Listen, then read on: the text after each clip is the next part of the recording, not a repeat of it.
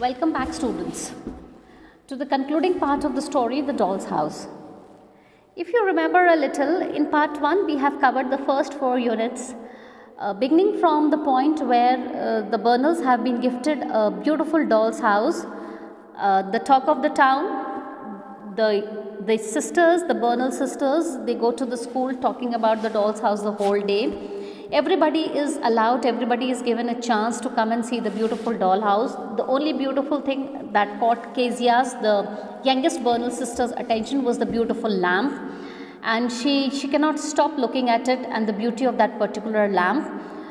It has been circulated in the school that the Bernals have been gifted a beautiful doll's house, and every girl in the school was given a particular time and given the privilege to come and see the beautiful doll's house, leaving only the Kelvys, who were a class apart, who were not given the privilege of even coming close to the Bernals, leave apart visiting their house.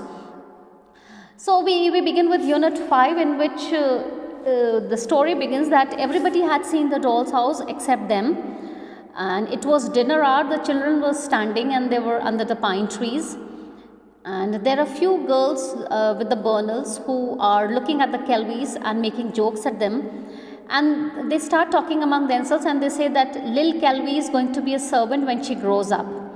And Isabel Bernal replies, "Oh, how awful." And then they keep on talking about this. Then it is true, it is true. Then one of the girls says that, "Shall I ask her?"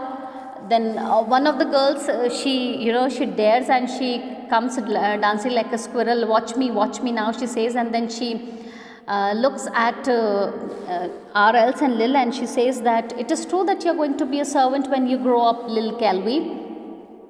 Obviously there is dead silence after that, but Lil, she doesn't reply in any kinds of words. She only smiles a silly smile. And it seems that she didn't seem to mind the questions at all. And then girls, obviously, they got the upper hand of it and they started laughing, and they further continue by putting those awful remarks. She put her hands on her hips, she slot forwards. "Yea, her father's in prison," she hissed spitefully. And they kept on dancing and they kept on enjoying. So unit 5th basically is the description of the girls, the well-off girls of the school, trying to mock fun at and jeer and laugh at the conditions of the Kelvys, laughing at their father being in prison and their mother being a washerwoman, and the fate of these two girls when they're going to grow up. They indeed would become the servants like their mothers. So unit 5th finishes with this awful behavior of the wealthy girls towards the lesser ones, that is the Kelvys. And in unit 6, the concluding unit, in the afternoon, when the Bernal sisters have reached home, they're just changing and enjoying, and Kezia, the youngest one, she's on the gate and she's trying to swing on the gate and swinging on the gate, and while she's swinging on the gate, she sees 2 dots in the distance. And slowly these 2 dots start becoming bigger, and these 2 dots are nothing but the Kelvy sisters, Lil walking ahead and R.L.'s holding her skirt and coming slowly behind her. So when they come close to the Bernal's house, because they have to cross it and go to their house, Kezia, she clambered back on the gate and she raises her hand and says, "Hello." And the Kelvy sister, they are so astounded, they are so astonished that how could the Bernals even talk to them. It was something they didn't even want to look at the Kelvys, leave apart talking to them. And then Kezia, she jumps and she says that, "Do you want to see the doll's house?" And again another question which perplexes the Kelvys, because they were not used to this kind of a question. And Lil, she says that, "Your mother told you, my mother, that you're not supposed to speak to us." She says, "Okay." Kezia says, "It's fine, you're not supposed to talk to us, but it doesn't matter, you can come and see the doll's house." And while the conversation is going on, suddenly Lil feels the twitch at her skirt, and then she looks back and she sees that R.L.'s is tugging at the skirt, and then she realizes that probably R.L.'s is also interested in watching the doll's house, and both of them, they enter the Bernal's house, obviously on the recommendation of Kezia, and they just stand before the doll's house and they stop for a minute. both of them breathing very loudly, and Kezia says that I'll open the doll's house for you. And she opens the doll's house for the Calvis, and when she opens the doll's house, there's the beautiful drawing room, there's the beautiful dining room, and as Kezia was about to touch her favorite subject, that is the beautiful lamp in the dining room, suddenly there is a shrill voice from behind, that is the voice of Aunt Burrells, and she says, how dare you let the Calvis enter into the courtyard?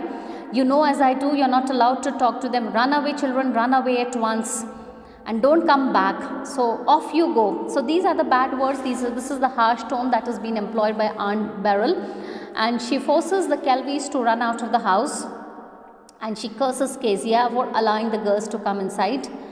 And finally, as expected, the Calvis are out of the Burnell house, and they have seen a little bit of the beautiful doll's house that they had so heard of.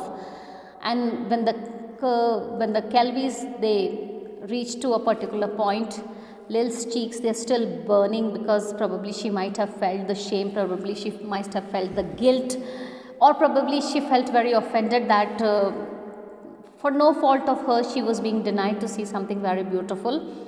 And the RLs, the younger sister, she doesn't speak a single sentence in the story. She's of no recognition in the story. She is only a small diminutive figure holding on to her sister's skirt, but she speaks the sentence, and she gives one of her rarest smile, and by saying that, she says, I seen the little lamp, she said softly.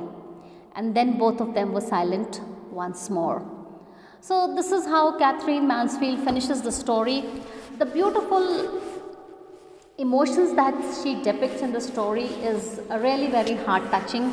The attitude and the behavior of the well-off and the elite Burnell sisters, and the reactions of the Calvis, Lil and RLs is something very remarkable.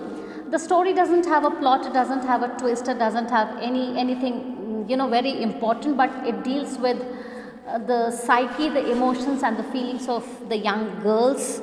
How does it feel to be in a privileged society, and how does it feel to be in an underprivileged society is very well expressed in the story. How does an elite girl feels, the confidence that she exudes, the confidence that she shows, and the fear, the horror, the sorrow that engulfs and encapsulates the little Calvis, that is also very evident in the story. So basically this story is a psychological rendering of the two class of the society. A very beautiful story, very well written and very beautifully explained. Not very difficult when it comes to the diction and when it comes to the contents. So this is how the story ends, and the critical summary of the story would be taken in the next class. For any queries, refer to the WhatsApp group that has been given to you for the first year. Thank you, students.